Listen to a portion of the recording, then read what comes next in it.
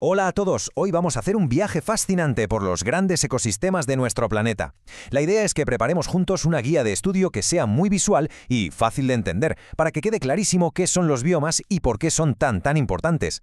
A ver, vamos a empezar con una pregunta para pensar un poco. ¿Por qué hay osos polares en el Ártico, pero no hay jaguares? ¿O por qué los cactus crecen de maravilla en unos sitios y en otros es imposible encontrarlos? Pues bien, la respuesta a todo esto está en cómo se organiza la vida a gran escala en la Tierra. Y ahí es justo donde entra en juego el concepto de bioma. Un bioma no es más que una comunidad ecológica enorme, con sus plantas y sus animales que viven en un hábitat concreto. Y lo que de verdad lo define, lo que marca las reglas del juego, es el clima, sobre todo la temperatura y la cantidad de lluvia que cae. Vale, este es el plan de viaje que vamos a seguir. Primero vamos a dejar claro qué es un bioma, después nos lanzaremos a explorar los biomas terrestres y los acuáticos. Luego, que esto es clave, montaremos una guía de estudio para compararlos. Y para terminar, le daremos un vistazo global a todo. Pues venga, vamos al lío. Venga, pues vamos a empezar por lo más básico, por los cimientos de todo esto, la clasificación fundamental de los biomas. A ver, para empezar a ordenar todo esto, los biomas se suelen dividir en tres grandes grupos. Los terrestres, o sea, los de tierra firme, los de agua dulce, que también se llaman dulceacuícolas, y los marinos, los de agua salada. En nuestro viaje nos vamos a centrar sobre todo en los terrestres, que es donde vamos a encontrar más variedad. Y ahora sí, arranca nuestro viaje virtual por los biomas terrestres. Y vamos a empezar por las regiones pero que más frías del planeta. Primera parada, la tundra. Este bioma lo encontramos rodeando el océano Ártico, y a menudo se le conoce como el desierto congelado. Y ojo, no es porque no haya hielo, que lo hay y mucho, sino por sus temperaturas bajísimas y porque apenas llueve. El clima aquí es una auténtica locura. Pasa de unos 5 graditas en verano a unos brutales 32 grados bajo cero en invierno. Su rasgo más característico es el permafrost, que es una capa del suelo que está congelada permanentemente. La vida aquí es durísima, pero increíble. Líquenes, musgos y arbustos pequeños que alimentan a osos polares, focas, caribúes y zorros árticos. Si bajamos un poquito hacia el sur desde la tundra, nos encontramos con la taiga, el gigantesco bosque de coníferas. Estos bosques cubren extensiones enormes de Norteamérica y Eurasia, y de verdad que se les conoce como el reino de los gigantes. Aquí los inviernos siguen siendo duros, pero los veranos ya son más suaves, y eso permite que crezcan árboles impresionantes como los pinos y los abetos. Este bosque tan denso es el hogar de un montón de animales, desde grandes depredadores como linces y lobos, hasta ciervos y aves como el pájaro carpintero.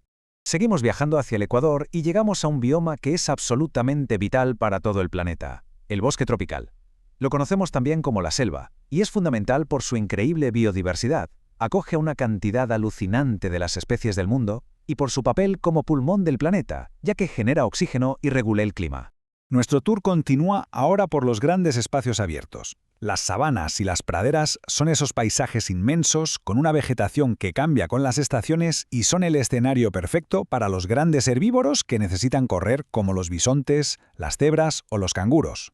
Y llegamos a un bioma donde la vida es una lucha constante, un lugar de condiciones extremas, el desierto. Se define por un calor intenso y por lluvias mínimas, y los seres vivos que hay aquí han desarrollado trucos alucinantes para poder sobrevivir. El clima, pues ya lo sabemos, temperaturas altísimas y casi nada de lluvia.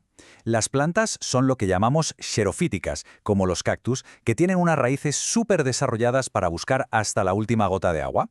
Y los animales, por su parte, son auténticos expertos en soportar la deshidratación. Bueno, pues ya hemos visto los principales biomas terrestres. ¿Qué toca ahora? Pues sumergirnos en el agua. Vamos a explorar los biomas acuáticos, que recordemos, cubren la mayor parte de nuestro planeta. A ver, la diferencia clave entre los biomas marinos y los de agua dulce parece muy obvia, ¿no? La sal.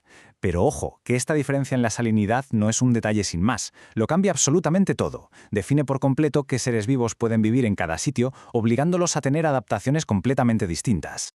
Si pensamos en la riqueza marina, un ejemplo espectacular es la zona litoral. Es esa franja de la costa, con aguas poco profundas, donde llega un montón de luz del sol y hay muchos nutrientes. Es un auténtico hervidero de vida, el hogar de los arrecifes de coral, de tortugas y de una variedad de peces increíble. Pero esto es solo la superficie, ¿eh? Debajo, en la oscuridad, existen otros mundos, con criaturas adaptadas a una presión brutal y a la falta total de luz. Vale, y dentro del agua dulce la cosa se divide principalmente en dos tipos. Por un lado, los lénticos, que son las aguas quietas, como los lagos y las lagunas. Y por otro, los lóticos, que son las aguas que se mueven, como los ríos y los arroyos. Fácil, ¿verdad? Perfecto, ya hemos hecho todo el recorrido. Ahora toca la parte clave de cualquier guía de estudio, ponerlo todo en orden para que se entienda de un solo vistazo.